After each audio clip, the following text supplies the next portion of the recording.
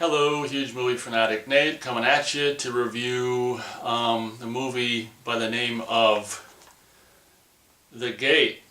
Now, my reviewing of this movie came about because for two reasons. One, I recently got, if you watched the last video I uploaded, I recently got and watched the fantastic Scream Factory Blu-ray of Tibor Takis's I, Madman, and of course this is the movie I think he did just prior to doing I, Madman, The Gate. And also, this movie is actually, I think today, I'm filming this review February 28th, 2017, and I think today, if I'm not mistaken, the Blu-ray of this is actually coming out under the Vestron Video label on Lionsgate. So I'm not particularly a huge fan of The Gate or The Gate 2, so I don't really plan to buy the Blu-ray of The Gate, especially not at like upwards of $30, but for you Gate fans, I believe that today, or when you watch this video, the Blu-ray of The Gate is actually available. So those are the reasons why I'm reviewing this. This is a DVD that is dated 2003 by Platinum Disc Corporation with a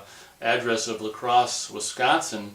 So this came out, as I said, in 2003, and I think this was one of those like cheap discs that you could get for like $5.99 or $4.99 or something like that. And I just watched this, or rewatched this last night, because I'm like, well, I did I, Madman, and I'm going to do a review of I, Madman, as I did, of course, and why not just do a review of The Gate and then The Gate 2, just because it's kind of a Tibor Takis triple feature or whatever. So on to my review of The Gate, which I believe is, it's PG-13, and this came out in, I don't know when this came out. It doesn't say like when it came out in the theater or whatever.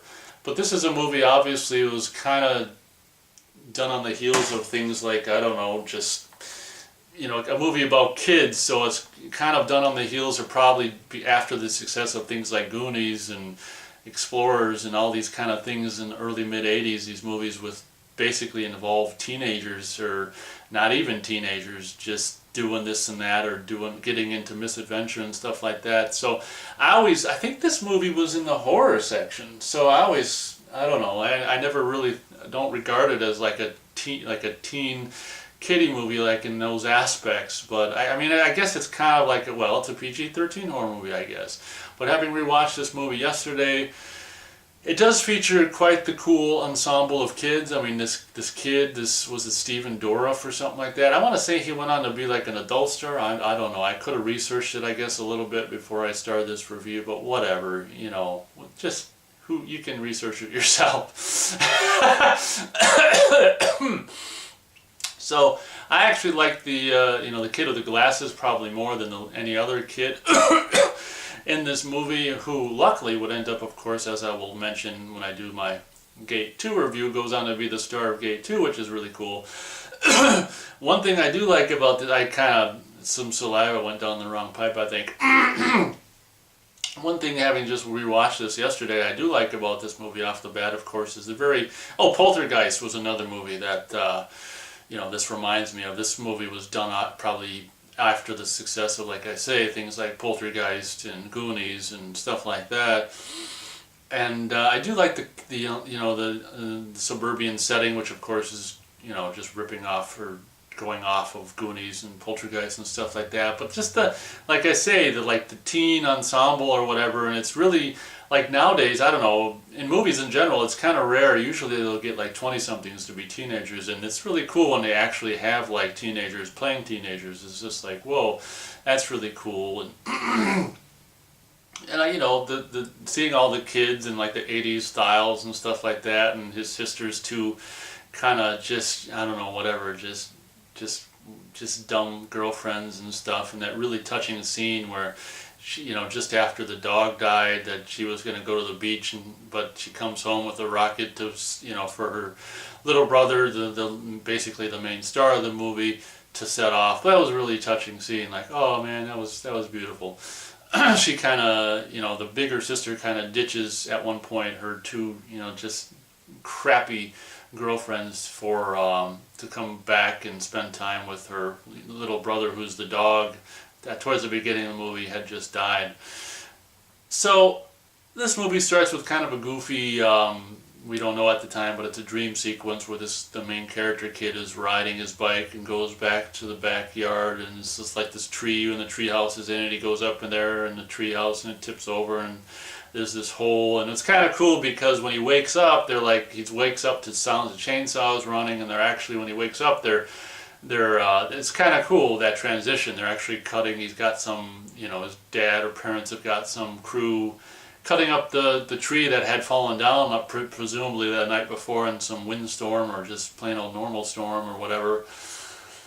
So it's like he dreamed this thing that really happened or whatever, and maybe his dream offered some insight into what turns out to be a supernatural, like this whole, like, I don't know, there's some kind of, I can't remember what the hell it is, this I don't know what it's called in the movie, but one of these rocks hollow rocks where you break it open, it's like got all these like sparkly like crystal shit inside and stuff like that.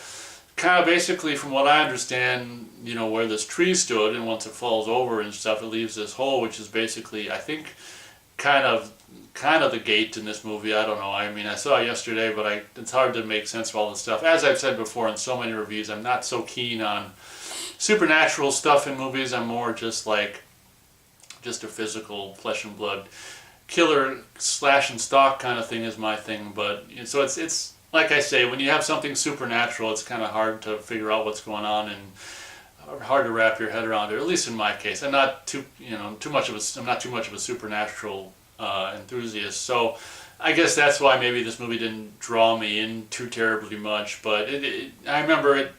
It kind of had this slow crawl. Of course, if you got a 90-minute movie or whatever, you can't do all your amazing stuff right away. But I don't know. In my opinion, this movie starts off with really, more or less just slow, very, very, very slow build, almost too slow. I mean, compared to what Tibor does in his next movie with I'm Madman, I mean, this is just like,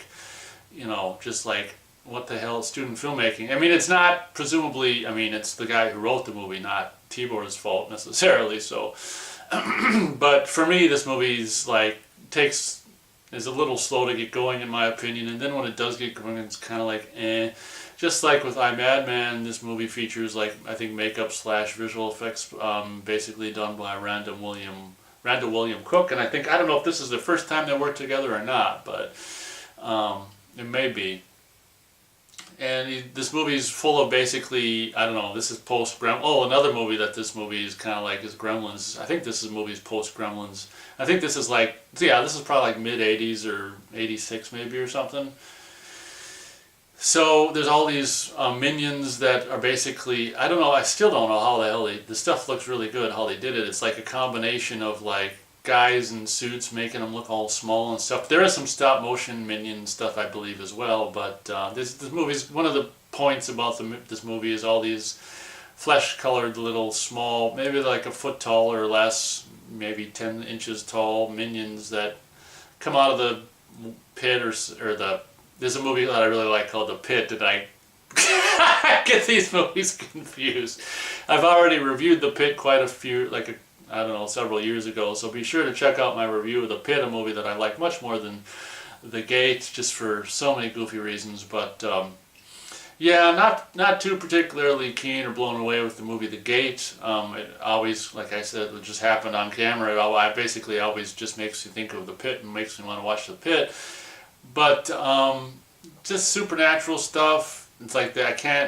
I can't remember. Oh yeah. The main star's goofy, nerdy kid with the glasses is the one who just lost recently his mom, and it was all just mad and angry at the world, and he's all into metal music and stuff. So one of his metal albums, has the instructions and shit on how to.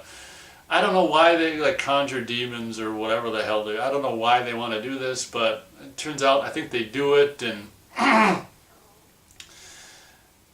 yeah, it's kind of, unfortunately for all you Gate fans, in my opinion, this movie's kind of underwhelming. I mean, maybe if I'd seen it when I was back, or kind of when it came out when I was a kid, maybe I would have liked it more.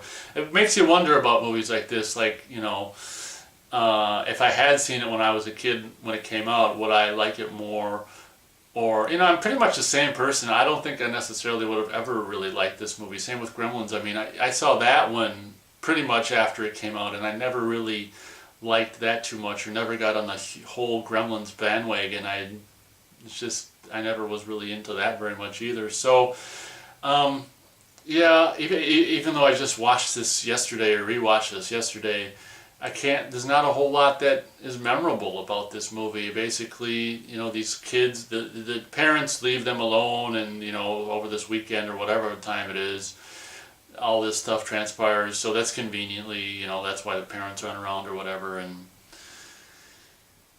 yeah, I mean, I do like how the movie captures like suburbia or whatever, and the thing I like most about it is just the portrayal of just the tweens, if you will, the young kids and stuff like that, and seeing again the 80s fashions and stuff like that, particularly on the girls and stuff is nostalgic. But for me, the movie really doesn't, have anything going for it other than just nostalgia of more or less when it was made, not so much about what the movie is.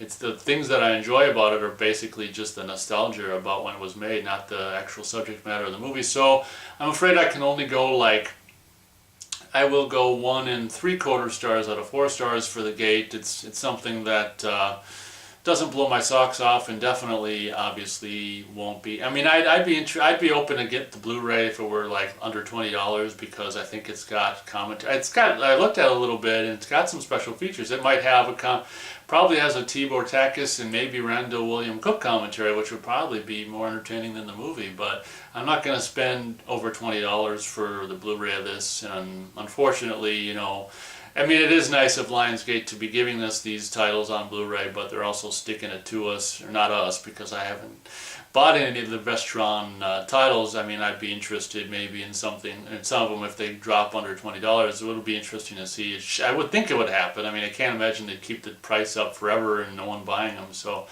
anyway, that's my review of The Gate, and for you Gate fans, I'm pretty sure it's on Blu-ray now. So, if you're a Gate fan and were unaware of that, be sure to check that out and save up your coins in your piggy bank, because it's almost $30 or whatever. So thank you very much for watching this review, and as always, we'll catch you next time.